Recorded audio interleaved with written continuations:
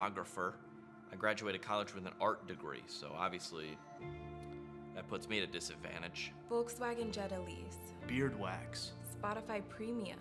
In his last letter, he wrote to me and said that his weekend was, oh, how did he put it? Totes lit fam. Literally have no idea what that means. Spin Cycle membership. Pet food for my rescue dog. Uber's home from a pub crawl. A typical sponsorship program costs $29 a month. Millennial International is actually $2,900 a month. Yeah, it seems expensive at first, but when you see the need, it is so worth it. Trunk Club subscription. Essential oils. Annual pilgrimage to Bethel Church. It's the same as a traditional sponsorship program, except instead of getting, say, a soccer ball for his birthday, he's getting an Audi. Am I capable of having a job? Sure, but I just feel like maybe employment right now would just kind of be stifling my creativity. Through the sponsorship program, they actually set up a chance for us to meet each other in person. I brought him an apple pie that my wife had baked for him, but I totally forgot he's gluten-free, so he couldn't eat it. I mean, obviously, I've seen Food Inc., so I don't eat the traditional meals like everybody else. For breakfast, I usually do like some kombucha juice. He really didn't have much energy that week, and it turns out, well, he was on a juice cleanse. And I wanted to respect that. My wish for Declan, oh gosh, that he would realize his potential in life, that he would be better, achieve more. I've been getting blue ribbons and participation trophies my whole life. What do you expect? For me, if it wasn't for the program, I'd have to get a job. Or worse, start a GoFundMe. Many of these kids in traditional sponsorship programs are fighting diseases like malaria, pneumonia, tuberculosis. And these millennials have the same struggle. Peanut allergies, pollen sensitivity, lactose intolerance. Kids in Africa are getting typhoid. Declan was recently diagnosed with tennis elbow. I was originally paying vision and eye care insurance for him, but it turns out his eyeglasses weren't even real. To me, you can't put a price on friendship.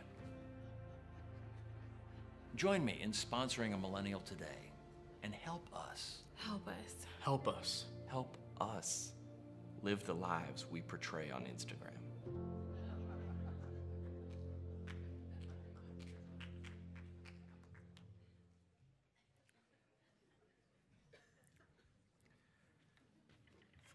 First of a kind panel, at least for these Future of Cities conferences.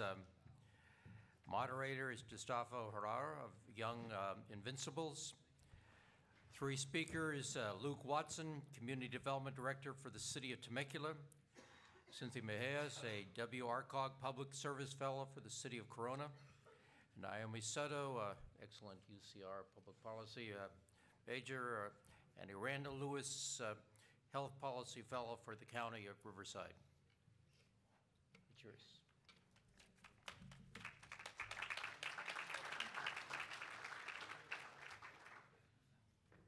Hey everybody, how's everybody doing? So obviously the millennials sitting on this couch here are challenging the stereotypes of millennials every single day. So round of applause for our panelists, please. So my name is Gustavo Herrera, and I am the Western Regional Director of Young Invincibles. Have any of you heard of Young Invincibles? All right. So let me share with you a little bit about the work that we lead. Young Invincibles is a national research, policy, and advocacy organization dedicated to the millennial generation, so 18 to 34-year-olds. And we are working across a broad range of issues, but our mission is really to build the economic security and to really build the political participation of millennials ages 18 to 34. And I think there's one thing that before we sort of dive in, there are a lot of issues that young adults ages 18 to 34 are challenged with today. From our perspective, the key issues are really intertwined issues of everything from access to healthcare to higher education, workforce, and civic engagement. And our thought at Young Invincibles was really, if we can begin to address these issues one and together, we can really begin to build that economic opportunity and political participation of young adults.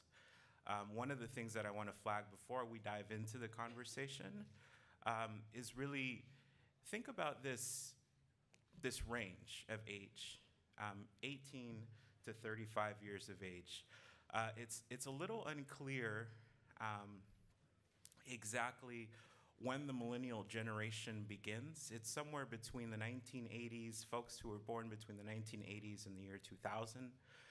But if you really think about this age range of 18 to 34, it's really quite a span of phases within an individual's life.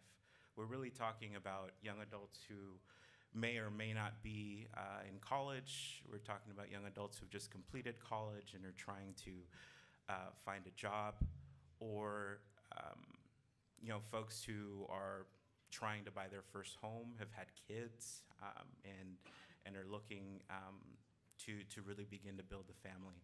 So as we sort of have our conversation here, I just want you to sort of keep that in your back of minds, because it certainly plays a key role in beginning to really understand the generation.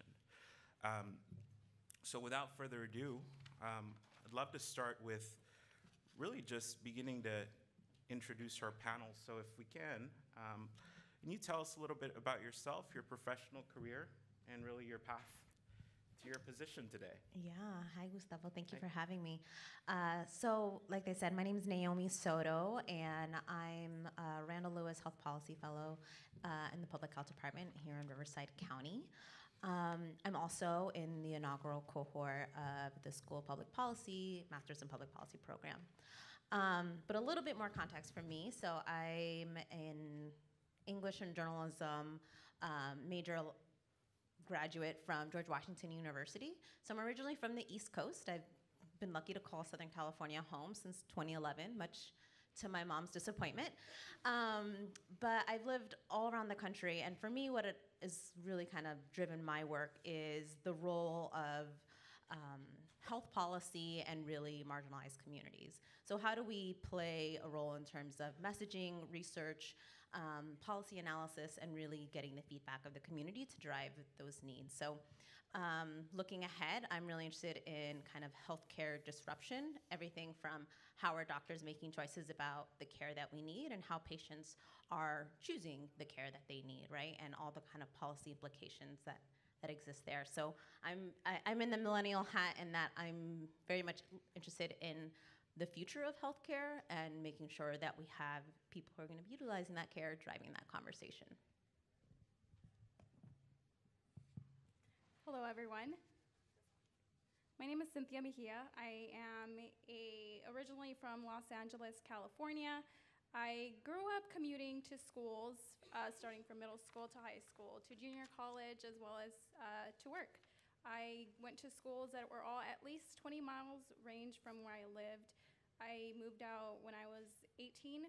I got a job in property management. I got my own apartment, contrary to popular belief. So I, at the time, was going to school full-time, working full-time, and I grew up thinking I'd be a doctor. I wanted to be a pediatrician, but then I realized that there's many different health outcomes that can contribute to medicine, and I didn't actually want to treat medicine. I wanted to do more of the preventive side. So I took a step back. I looked into public health, and then I considered that there's many other elements that contribute to health outcomes. So I looked at education and socioeconomic status and healthy lifestyles and communities. So I took a step back and then looked into public policy. So that eventually led me to the UCR School of Public Policy. So I moved to Riverside, California 2 years ago. I liked it because there was less traffic, there was less people.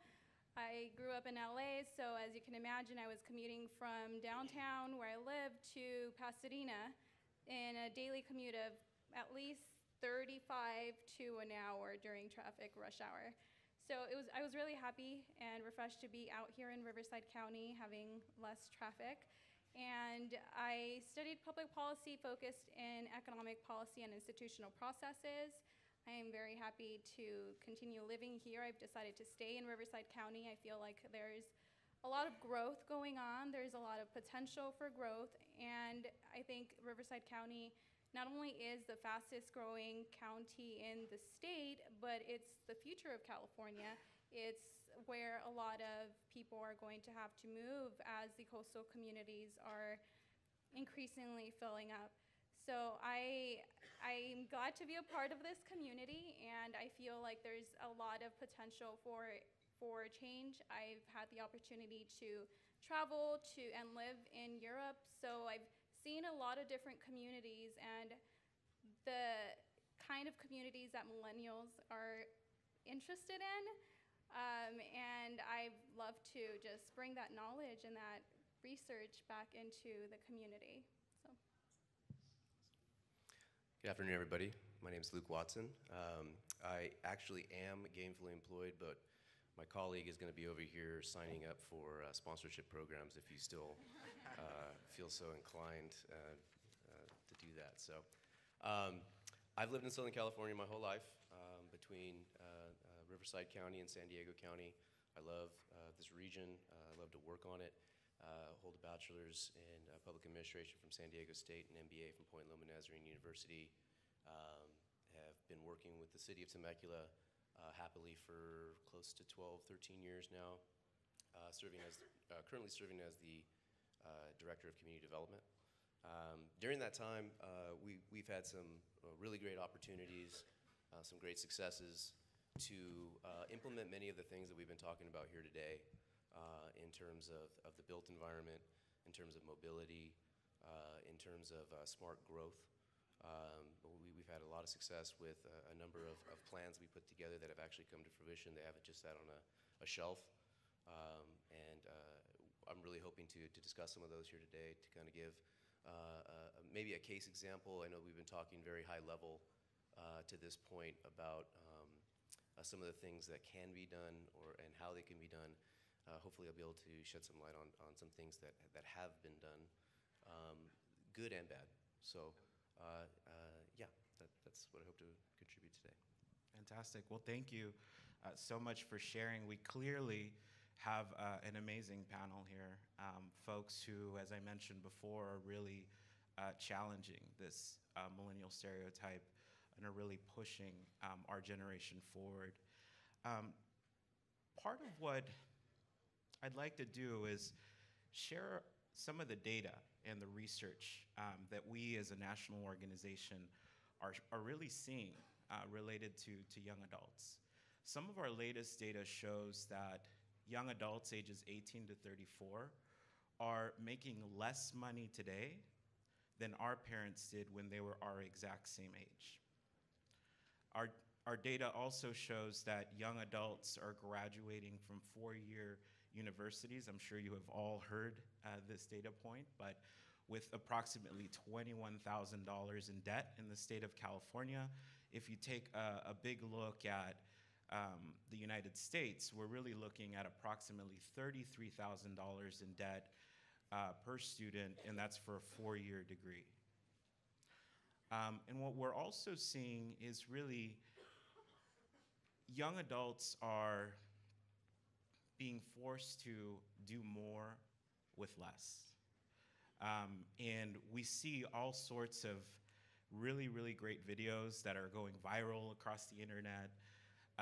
And they really sort of build this message of the young adult generation is really an entitled generation.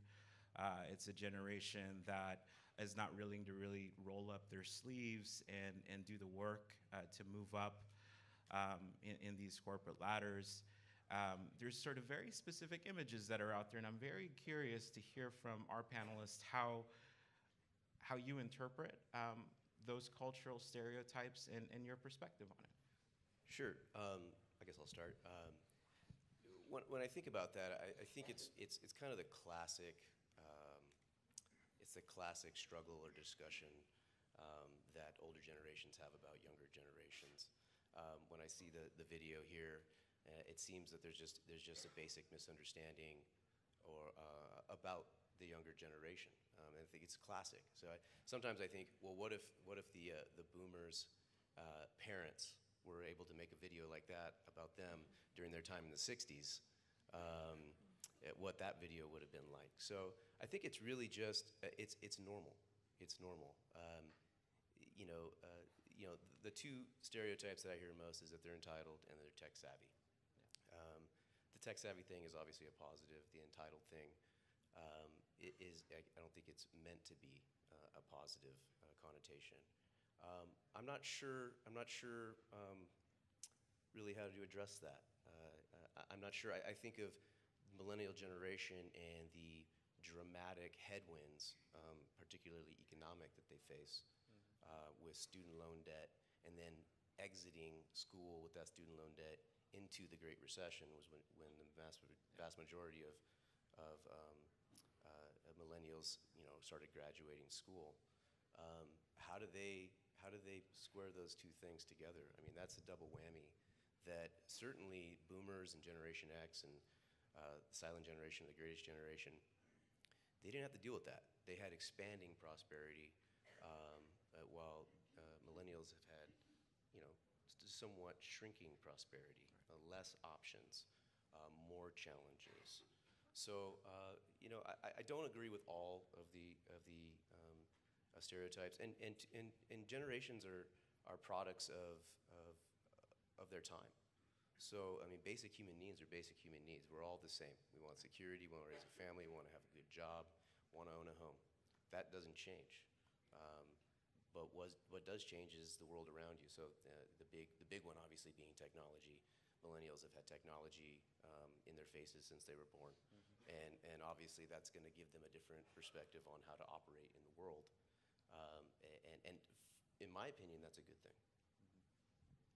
Yeah, I'll add on. I think it was Jayor this morning that mentioned how most of the counties in California have not recovered from their 2008 economic kind of prosperity levels, right?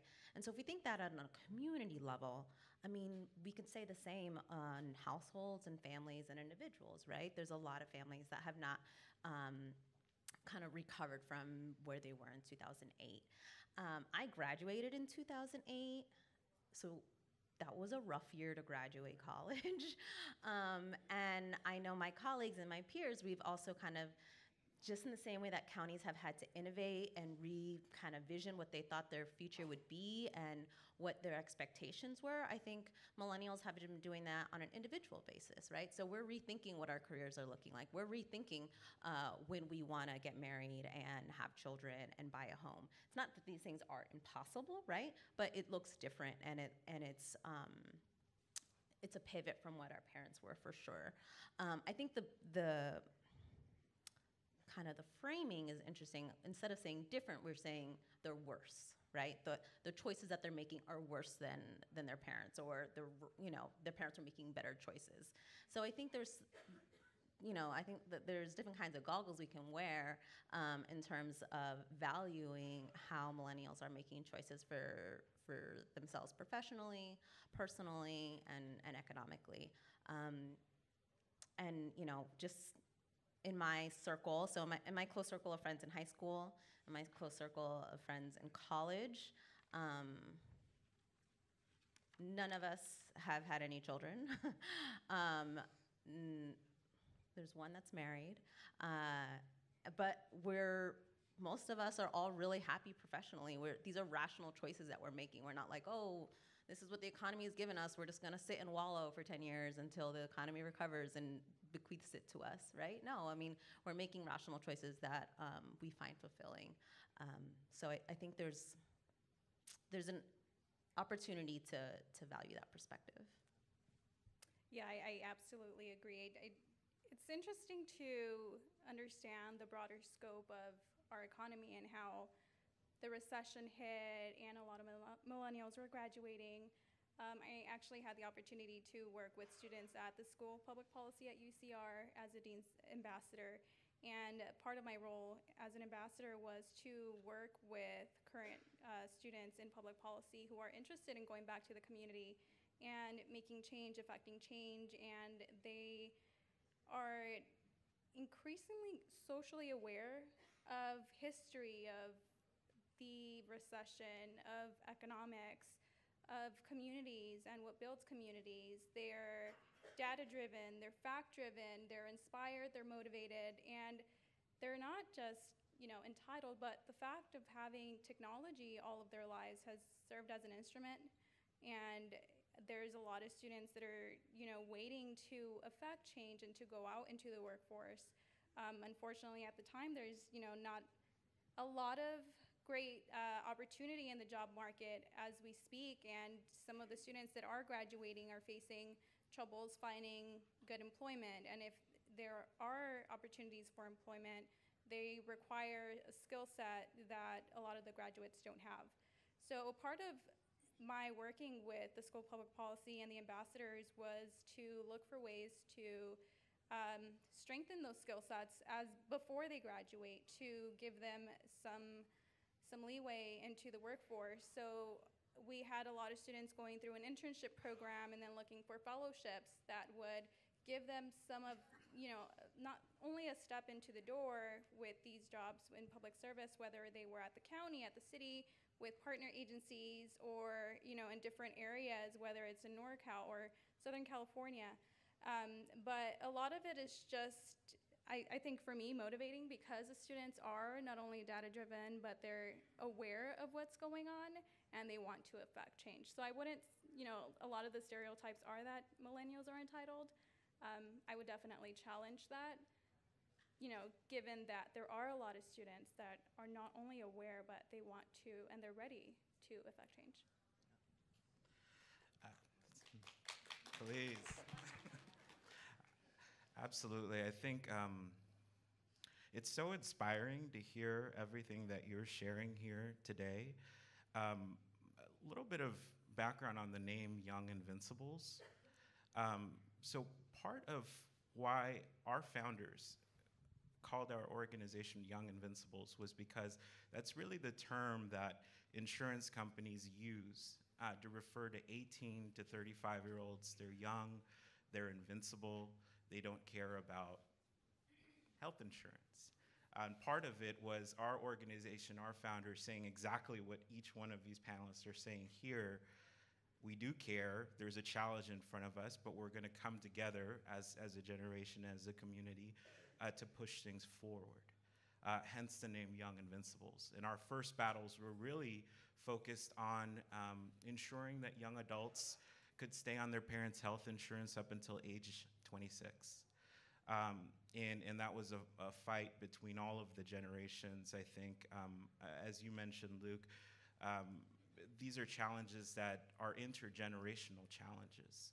And these big, broad issues sort of really bring us together to fight these battles together. I'm really curious to hear your perspective, and this is shifting gears just a little bit, but I'm really curious to touch on this topic of communities and really how communities are being designed today.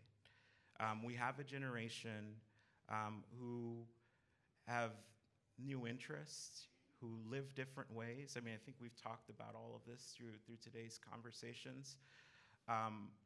But really, what do you guys think are some of the preferences that millennials want to see in the ways that communities today are being designed? Especially, particularly curious on how they foster healthy life choices for our younger generation. Well, I guess the perception is millennials like the inner cities, downtown areas, and part of my research with the City of Corona and economic development is looking at ways to further address the future of the world and, address the needs of the next generation. And a lot of the research shows that millennials and young individuals are looking for high-density areas that are booming, like Los Angeles and New York, where you can walk to anywhere. You know, you can walk to grab a snack, you can walk for dinner, you can take a train somewhere, you can ride a bike, and the availability of economic development and the job market is, you know, techy, but not only that, but just the food options are cleaner. They're looking for greener food options. Some examples, I don't know, Veggie Grill or Chipotle, or, you know, fast food, but clean fast food. And let's see. Tender greens. They're good. Right. Sweet greens. Right. So, yes, there is an interest with high density and inner cities, but you know, I'm a perfect example of the contrary. I prefer to go inland to Southern California, to Riverside, as opposed to, say, in Los Angeles. You know, a lot of millennials don't really want to live in high density cities. We want more of, you know, the less congested, less traffic areas. We want to buy a home. We want to live in communities that are walkable, but a part of that is making those communities walkable and improving the network and building those communities out. I'm actually really glad you brought that up, because I think the stereotype really is that all millennials want to live in the big city. They want to live downtown. They want to live that lifestyle, and it's a monolithic block. Well, you know, working in a mostly suburban community, there are plenty of millennials there, and I can tell you that that's not true. The draw of different types of lifestyles, not just the truly urban lifestyle, are still sought after lifestyles. I think that they're, you know, the house and the 2 cars and the garage. I mean, there is a large subset of people that are millennials that still want to do that, that still aspire to do that. I think the challenge is though, you know, and speaking from our experience in Temecula, you know, Temecula started out as a purely bedroom community. You had young families and older people. They raised their families. Kids turned 18 and they either left to go to work or they left to go to school. And you had this giant, and this is probably true for a lot of suburban communities, you had this big gap in your demographic from 18 to 35 because everybody left, right? And when prosperity is rising and everything is going well, they can find employment, they can move on, they can do that, they can make their life elsewhere. Well, you know, the whole boomerang effect, for whatever reason, whether it's chosen or whether it's economic or whether it's life circumstances, but largely it is economic. We've seen a mass migration of those that left at 18 coming back and filling this niche in our community where we didn't have that niche before. And what that's done is it's infused that youthful adult lifestyle back into the community. The need for entertainment, recreation, just alternatives to the you know, family lifestyle, the purely family lifestyle, which may have similar desires, but also has a bent towards, you know, the family mode. So that's been really interesting, and we've had to respond to that. At first it was, you know, they're coming back. You know, what do we do with it? All these new people, and they don't have anything to do. There's nothing that excites them. There's no options for living for them because they're not going to buy. They're not ready to buy, or don't want to buy a suburban home and have the 2 cars, and they're just not. That's not where they are. We need to transform. We need to adapt. We need to diversify our built environment, particularly our housing environment, and bring on board within our existing community different options for the different types of people that are there now.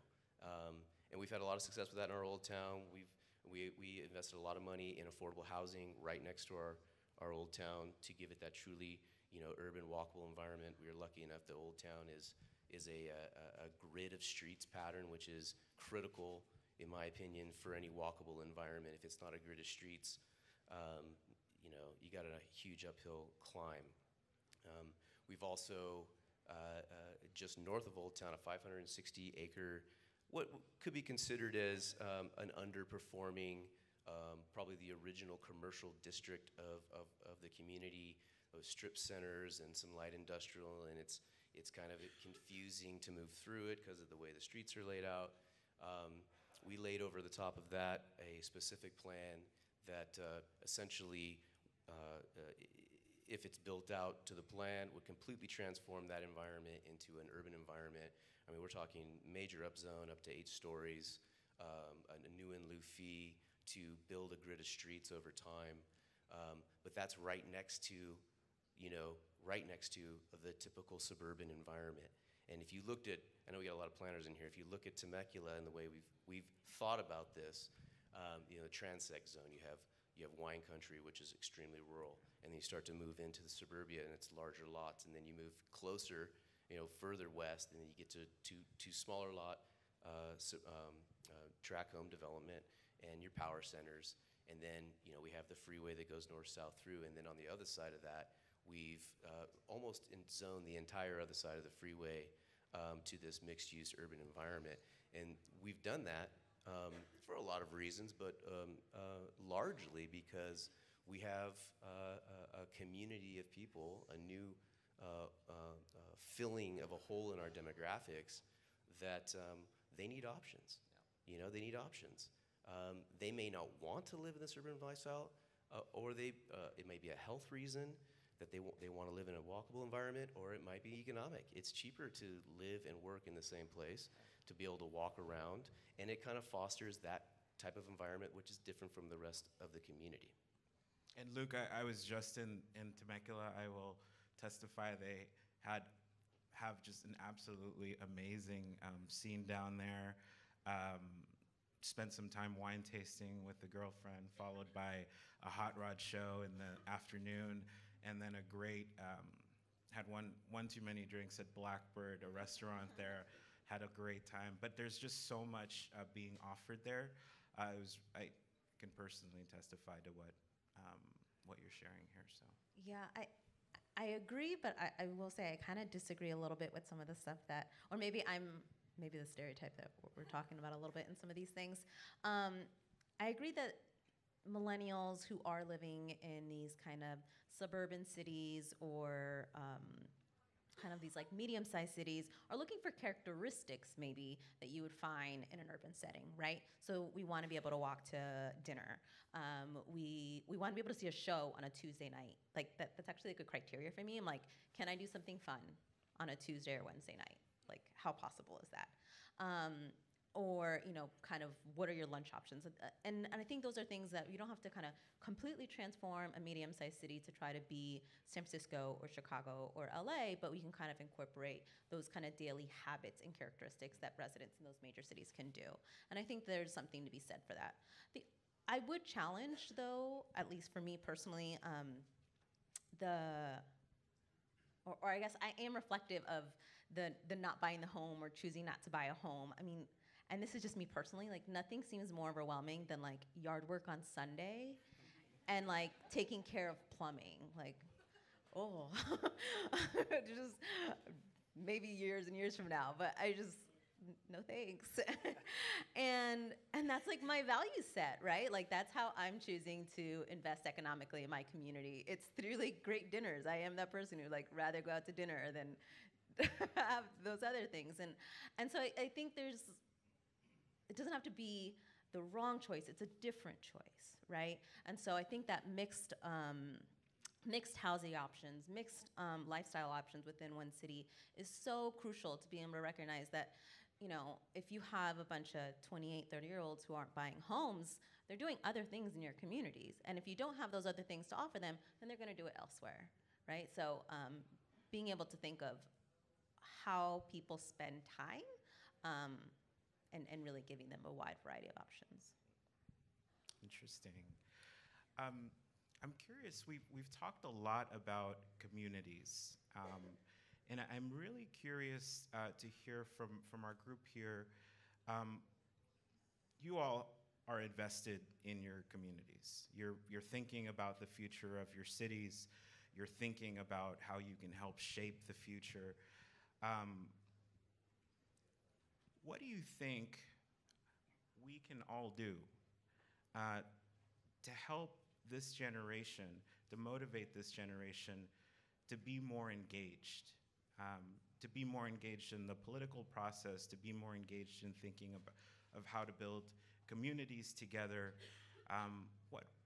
What sort of advice do you have for us there? Yeah, it's an interesting question. We have to get out and we have to talk like we're doing today. That's number one. With any outreach, you got to get out and you got to talk to everybody and find out exactly what their concerns are. Like I said, this group is not monolithic. It's just it's as diverse or more diverse than any generation that's come before. It's probably more diverse on many different fronts. So communicating is number one. Organizing events and things to do the communication. But I can tell you,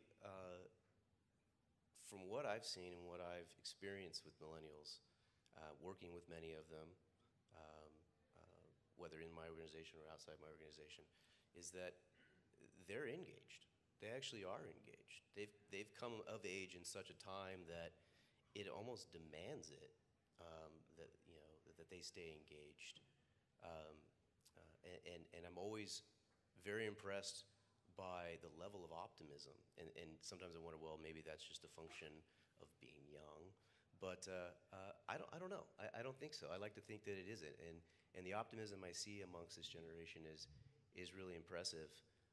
So getting out there and talking to them is of course important, but to leverage that optimism, to channel that optimism somehow, however that is, to use that and not come at it from a negative perspective, but look at it from that angle.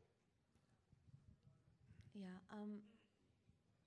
I like that idea of engagement, right? Like meaningful engagement with people you care about that just happen to be 18 to 34, 35 years old, right?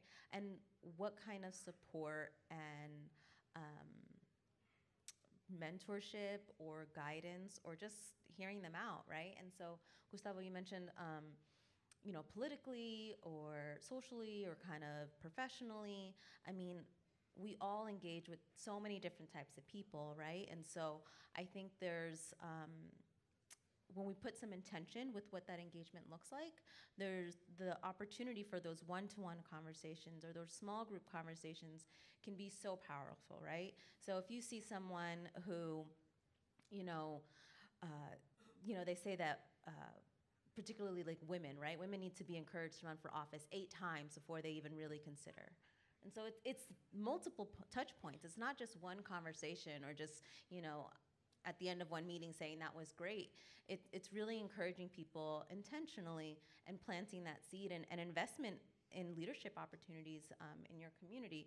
And I would say that would also be true for how people are seeking promotions or growth opportunities or different challenging things within work or home. And so I think there's being really critical and really intentional with how we support millennials. The other thing I would say is millennials can support each other. There's peer mentorship is hugely valuable.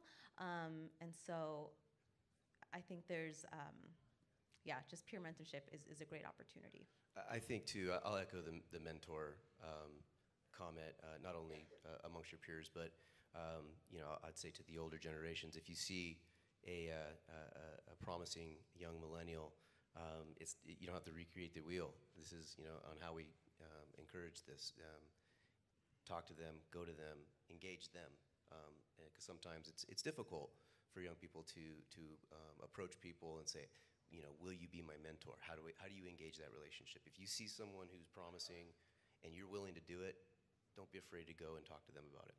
And mentor someone who looks and live differently than you, I would add too. I couldn't agree more. Like I mentioned earlier, I saw a lot of potential in a lot of the students at UCR, and it's definitely going to stem through education, through internships, through mentorships, through fellowships. A lot of social media nowadays is informational. They can get all of the news through social media, and I believe that that's serving as a method to inform individuals of the not only history of societies and communities and how we are today and how we became today, but also informing them of what's going on in our current societies and empowering them to affect change. I think a lot of that is going to come from news sources, from their peers, from people they know, but I think a large part of that is going to be through education, through mentorships, through internships, as they get out into the workforce and start looking at ways and ways that they can get involved, whether it be through nonprofits or through the work environment, through grassroots efforts, you name it. But I think people are aware. It's just a way of mobilizing young millennials. This reminds me, part of the way that our organization, Young Invincibles, leads our work is we try to be out in the communities, having conversations with young adults just like this. We have meetups all across the state and all across the country. We had a series of meetups actually here in the Inland Empire region where we spent some time here in Riverside. And I'm reminded of a conversation or a meetup that we had with some folks in the San Bernardino area. We partnered up with a group called Generation Now. And for those of you who have not heard of Generation Now, they're a terrific group that's also organizing young adults. But we put together a flyer. It was one of our last-minute flyers, and it said, come together, free food. It was an evening event. Let's chat about civic engagement and health. Those were the two sort of call-outs. And we had 20 young adults who were at the table. They showed up. They were eager and excited to just kind of be a part of a discussion. But what struck me after spending about an hour with these folks was that 3 out of the 20 folks who were at that table were running existing campaigns within their local city. And part of what they were saying is, I'm deeply frustrated with what I'm hearing in both national and local dialogue, and I want to be a part of that change.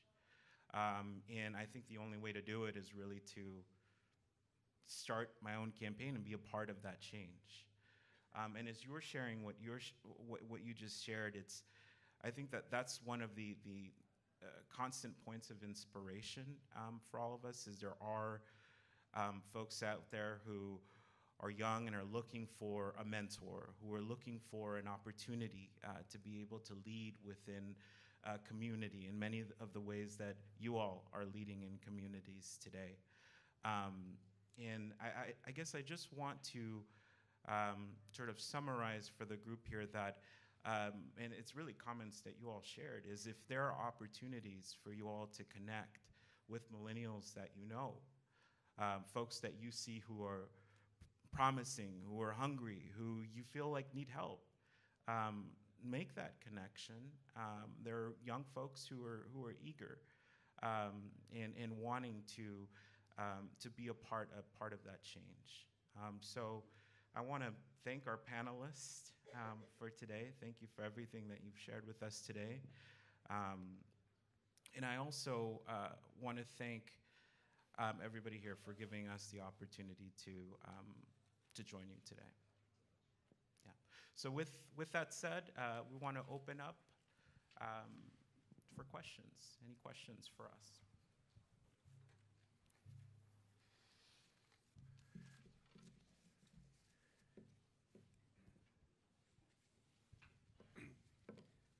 A question and a little bit of advice. I'm not a millennial, but I've raised 3 of them so far, and they do learn differently and they live differently. Earlier in the presentation, if you guys are listening to all the speakers, I think it was Jay Orr who talked about being in a position where he feels like he's being fed with a garden hose or a fire hose all the time. The difference is us and the older generation, we do feel like we're being shot all this information out of a fire hose, but you guys grew up with it. I don't know what being fed with a fire hose is going to mean to you guys in 10 years from now, because the information is coming at you so fast and you can process it so quickly. That's just one of the things that you can bring to the table that helps us and helps the entire team. So don't be afraid to use that to your advantage. I am serving as a mentor through ULI, and I am encouraged about the energy I see from young people. And there is a willingness for them to sit down and talk. And I would just say to the rest of the people in the room, it's really a good experience for all of us to engage in that dialogue. I guess the question I have for you guys is, well, maybe it's not even a question, it's just another statement. You just need to recognize you don't know what you don't know. And at some point, that only comes with time. And I think it was one of the earlier speakers who said, if you want to get involved in public policy, don't expect to jump into the deep end right off the bat. Be ready to learn through experience and be ready to be the sponge that's absorbing all that information, because some of the experience you get just takes time. It doesn't matter how fast you were fed with that fire hose, you just got to learn how to process it. So I'll just say that and there's no question. I think the fire hose process is kind of an interesting question. Maybe you want to respond to that. Well, I'll just say I completely agree with you. All the millennials that are in our office, we leverage that every single day. They have the ability to deal with technology in ways that are just, pretty much dumbfounding to some of our older generations. But we just accept it and we go for it and we use that as a competitive advantage, and it's worked well for us. Yeah, I agree. I mean, kind of, you modify, right? And I think we're seeing that in millennials, definitely for sure in the younger end of the millennials. And I used to work in high schools. I used to teach in a high school, and kids in high school are smart about their technology as much as we think they're not. Like they know not what to post onto Facebook. They know what will go viral. They know it's going to be screenshot. I mean, and I think those skills are of how to filter information, how to be smart with information, what to follow, what not to follow. I think we're going to see that more and more as the norm. Maybe you could comment on this question of connectivity. That is, sort of our generation, the idea was face-to-face. That's what social capital was. But the notion that in the future, it's more going to be digital connections, that communities are going to be digital rather than face-to-face. Could maybe you comment on that?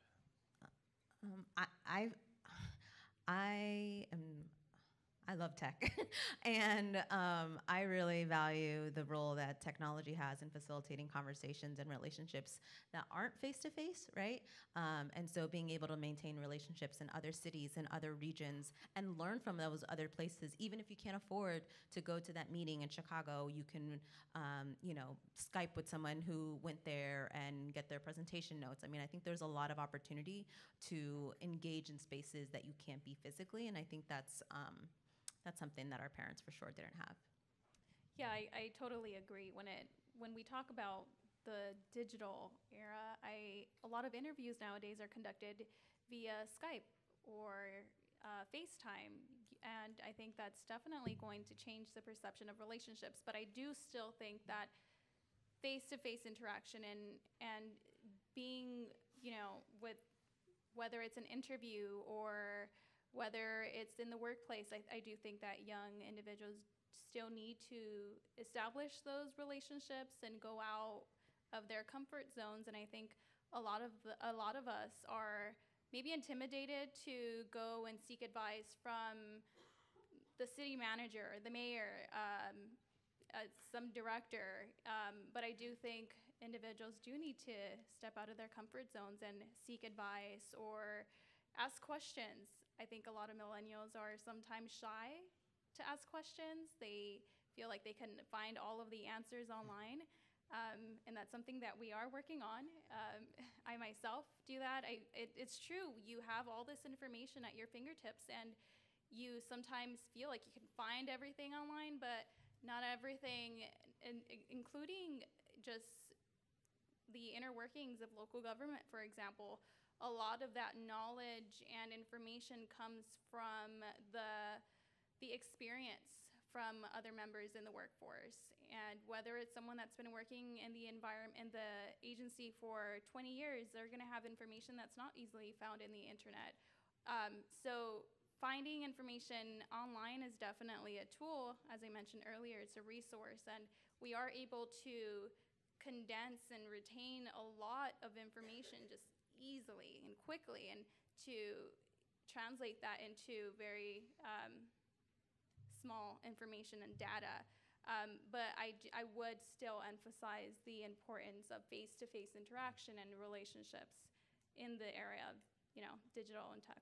I couldn't agree more with that. I'm 35, so I'm literally ancient when it comes to millennials. I'm like right on the edge of even being part of this panel right now.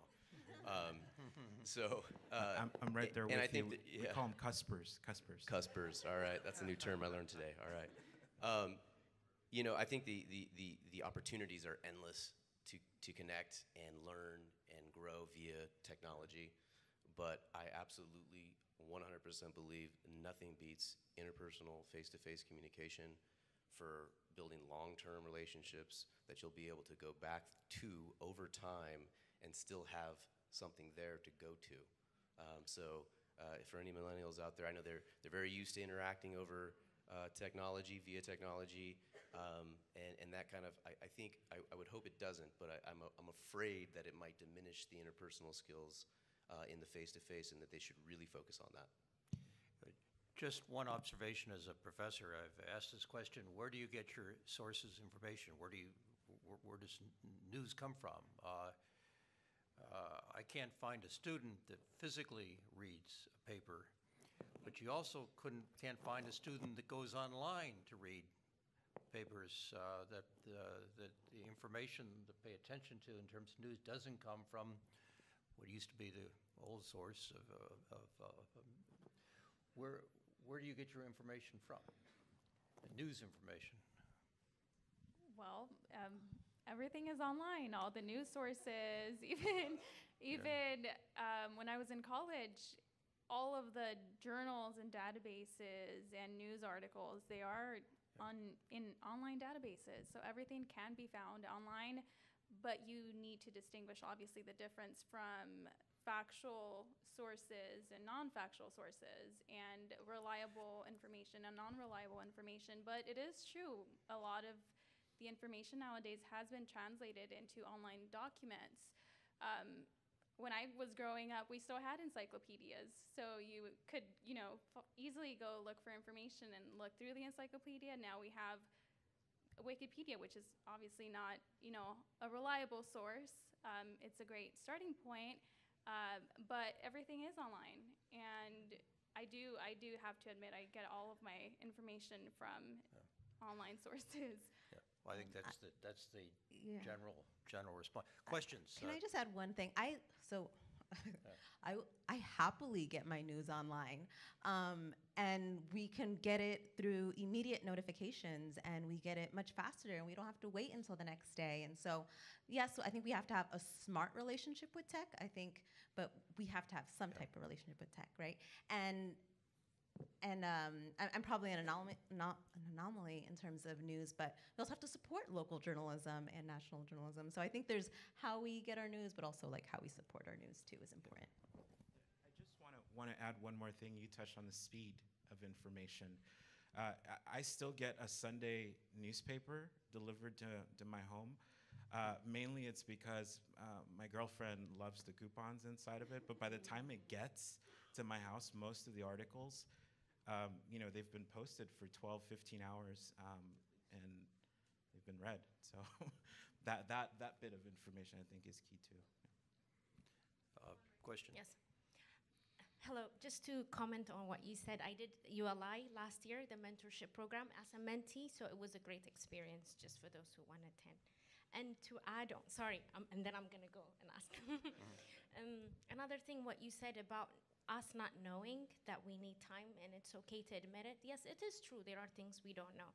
But sometimes we want to be given a chance to learn, and instead of, you don't know, when you're older you will know. I think that is, just wanted to say that. Thank you though. Question here. One more question. So for us, as young people, we also have responsibility as well. Like we're asking for what we want, and we told them, but what is our role in shaping the world as well? Is how do we keep our identity, or how we do, or how we were raised, but at the same time play by the system who's been around for some time, established, and there is some skill set and knowledge that was acquired by older generation that we can benefit from. So where do we find that balance between individuality, but at the same time learning from the acquired knowledge? Thank you. I'll take a shot at that. Well, the first part of my advice to you on that question would be, number one, always be yourself. You have to be yourself. So if you're not being yourself, then you failed from the beginning. So start there. I've been in my career for about 13 years, so that's long enough to know a thing or two, maybe not three, but a thing or two. And I can tell you that people respect people who are themselves. People respect people who have courteous things to say and courteous things to contribute. And that's really where you should focus, is what you're contributing to whatever endeavor you're engaging in. I've seen a lot of people come in with the attitude that they know things that they don't know and push their weight around, and it's not wise, and it doesn't go well. Now, that's not to say that you have to fall in line with the system and don't challenge anything and don't fix what you can obviously see as broken, or bring new ideas to the table. You absolutely have to do that. But just respect that there are people that have come before you, that they've created a system that you are going to engage in and ultimately change. Just do it appropriately over time as things kind of come into play. And I would add one other thing, and it's that decisions are being made every single day that are impacting all of us.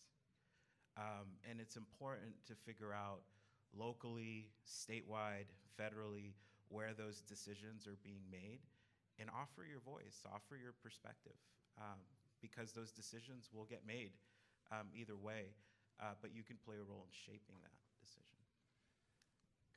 I think we have time for one question more. Two questions. Two questions? All right.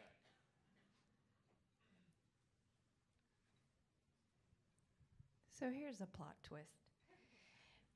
What advice can you give to any other generation? It could be older or younger. You know, and I actually, as a hobby, am working with middle school students at the time. And although it is a difficult age range to work with, I think there's a lot of positivity and in inspiring change starting from a young age. Something I would give to a younger, advice to a younger generation is just to continue learning, be a sponge. There's a ton of information out there, and you need to learn to sort and sift through that information and find the relevant sources and voice your opinion, but voice it in a manner that is respectful, that isn't seen as bratty or that it's the right way. You know, there's definitely a way to voice what your opinion is, and I feel like that's definitely going to shape future generations. But I do think that we have to do it in a way that is conducive to other people's and be respectful, ultimately. But it's going to be really interesting to see the next generation after millennials and see what, I don't know, the misconceptions are with them. They've grown up with technology just like we have. But I'm continuously impressed by the level of information and their knowledge. They're very quick to respond. They're very not only tech savvy, but information savvy. And they have the information like right off the top of their head. So I would just say learn to use that to your advantage, but not in a way that will come off as disrespectful in a way or as a kind of know-it-all in a way. But that's just for a younger generation. I don't know for an older generation. I would say maybe one thing for both older or younger generation is like the power of dialogue, right? And that you have to start somewhere and a conversation starts somewhere, and being patient with that dialogue. There's a lot of hard conversations that are gonna take through a series of conversations with our grandparents or with our neighbors or with our little brothers and sisters. And that, you know, that the conversation doesn't just start and stop, it's always going. The other thing I would say both, and this would be advice probably for both older and younger, is you never know who's watching you and when, right? And so that sly remark of whatever, you know, there might be someone younger that's watching that and thinking that's appropriate, or there might be someone older who's now gonna possibly make assumptions, right? And so I think the people are always observing and listening at all times, and to keep that in mind. And just one other thing to add is not necessarily advice. I think it's more of a guiding thought. Young Invincibles has established a partnership with AARP. And we have spent a ton of time talking about shared issues. Healthcare, the two highest populations that are likely to end up in the ER room are millennials and the elderly. Higher education, a lot of the AARP membership are still paying for school debt today. And that's a fact that's not widely, I think, distributed. And then just on general economic security issues on things like retirement, it's of course, the sooner we get involved, the better, because it becomes a prevailing issue as time goes. But I think that there's actually a lot of commonality in our issues that I just wanted to share. Hi, so we've been talking a lot about the changing demographics. Sorry, I have a fear of public speaking, so my voice will choke up.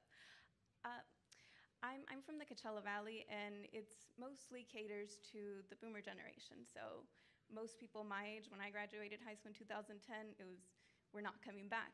But we did have to boomerang back. And now there's a growing population of us millennials, and then there's the boomers. And now that we're doing more changes and developments gearing up, there's a contrast, and the boomer generation seems to have a louder voice, How do we deal with that? How do we make our voice loud but not get entitled? Yeah, there's only one way, and that's to get seriously engaged. You have to get engaged in your local government. You have to show up. You have to be the squeaky wheel.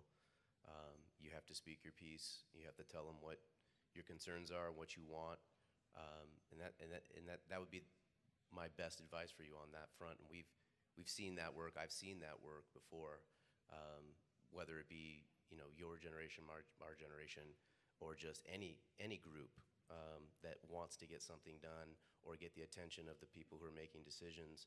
You have to show up. You have to speak up, and you have to be the squeaky wheel.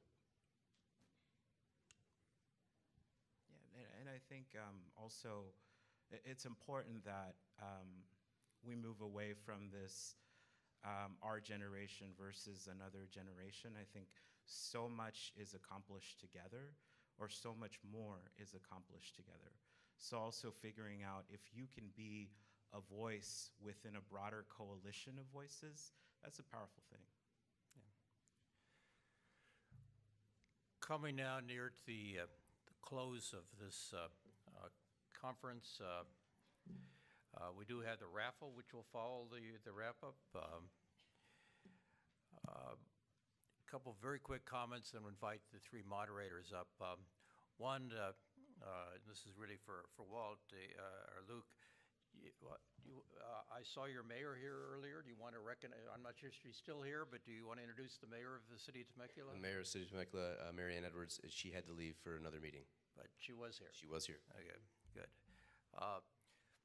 Signed a book that I would encourage you to look at by Leah Gallagher called The End of Suburbs, but it really emphasizes that contrast to the past, the future of housing is really one of options and different lifestyle choices. I also just wanted to make a comment on millennials. This is my 51st year of teaching at least one course in poli-sci at UCR, so I've seen students over time, and I didn't use the word that was here. In terms of being inspired, I've been inspired by the students that I've talked to in this past several years, more so I think than any time in the past. Their seriousness, their inclusiveness, their readiness to make a difference, how many hours they work beyond simply what occurs in the classroom. I am very impressed by the people who I teach and see every day at UCR. Final two comments from the moderator. I attended a conference in Stockholm, Sweden. It's called the Green Capital Conference for Europe, and he had a speaker that came and said, the key to the future of cities all across the world, he said, is going to be in the 21st century. He would summarize this way: that cities should be fit, fresh, and fun. That the cities who are fit, fresh, and fun are going to be the successful cities, and I think there's some value in that frame. And then one of the earlier panels, and I think maybe you mentioned it too, is I think what's exciting about this region is we are in many ways the future of California. The future of California is happening here in the inland region. So we're in part setting the directions, setting in motion the future that we want to see. With that, I would like to invite the moderators up, and maybe the task they have is that you go to a lot of these meetings, and the question is, can you leave with 2 or 3 ideas that really are important that you can kind of take back and try to do something with? And I'd like to sort of task each of the moderators as they listen today, what 2 or 3 ideas would they want to emphasize that you may be able to use when you go back. Huge round of applause for our Future of People panel.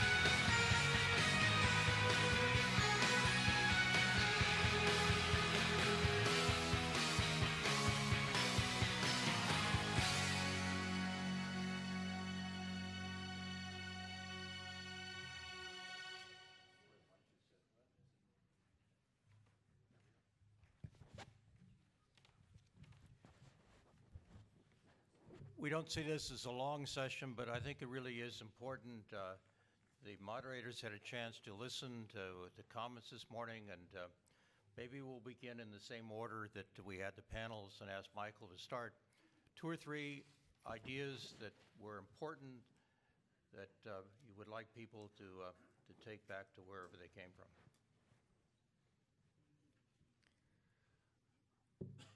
I think we heard in most sessions about breaking down the silos or stovepipes, reaching across. So Miguel Vasquez, who's the full-time planner working in the health department, is an instigator for this Planners for Health in the Inland Empire, where we're teaching planners about healthy communities. And tied in with the Healthy Development Checklist, this is a wonderful opportunity for planning, transportation, public health, and all of you to work together to say, what are we going to build in the future? What's it going to be? And my famous tagline is build health into everyday life. And as part of that, we're also working on a national platform so that everyone doing this kind of work can develop what is it we're doing that we can change the whole country, not just in individual cities or in counties, but changing the whole country. And if everybody was working in similar fashion, not doing the same thing, working together across those boundaries, we could actually make the whole country healthier. Because as you heard, our life expectancy is dropping, not increasing. And part of that is how we build our communities.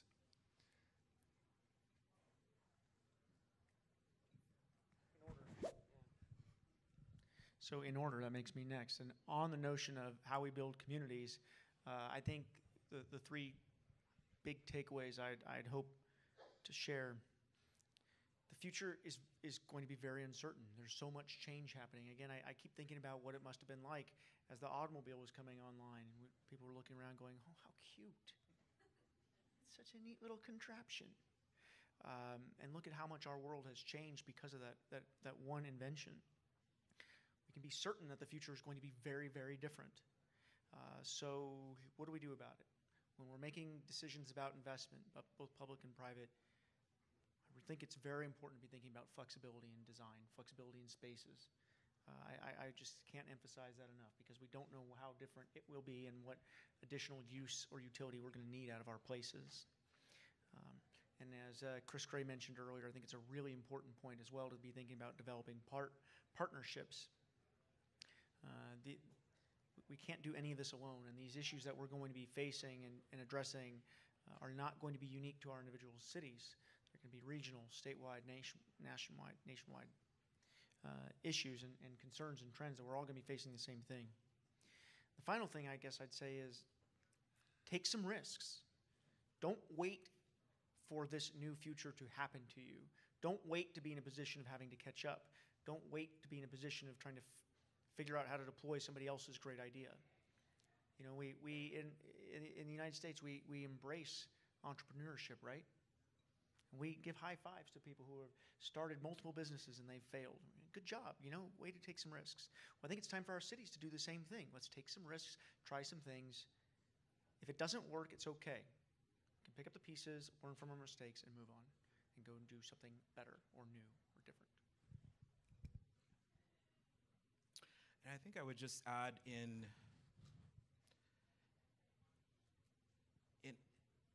thinking about millennials, question the stereotypes. You all met today, Luke, Cynthia, and Naomi. These are all local change makers. If there are opportunities for you all to include voices like theirs to the table, I think it'll only make our bigger, broader plans so much stronger. One of the things that really sticks out to me is the millennial generation is now officially the largest workforce age demographic as of 2016. So to the degree that we can better understand some of the challenges that our generation is facing and be able to plan around or plan ahead of that, I think that would be really helpful too. So thank you. Cynthia and Naomi both said they get all their news from social media. So please come to shaperivco.org where you'll find real data, real information, real statistics to help inform your decision. And it's not just health data, but data around. So learn to trust the right sources. Well, again, thank you for coming. I do want to have Jennifer work, as she'll have the quick lottery. But also, if you could join me in thanking Jennifer and Debbie Arcog for their really great work on this conference.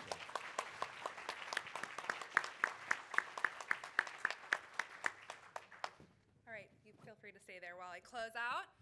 We have two prizes. We are awarding you all for sticking with us for the whole day. We really appreciate you coming out and being here today. Before I announce the raffle winners, I also want to give a big thanks to all of our sponsors that were here today. Our gold sponsors were Interwest and National Community Renaissance. We really couldn't have hosted such a great event without your support, so thank you. So the first raffle, which we're gifting to the audience today, is a local gift certificate to a local bike shop here in the Inland Empire. So we have Ignacio Valdiva from CR&R, if you're still here. All right. And then the second is a pair of tickets for Grove Riverside, which will be at the end of this month in March here in downtown Riverside. And that would be Deborah Meyer from IE Commuter. All right. So feel free, Andrea Howard is over here to my left, and she'll be presenting you with those awards. So without further ado, thank you so much to all of our panelists and our speakers, and to you all for coming out today.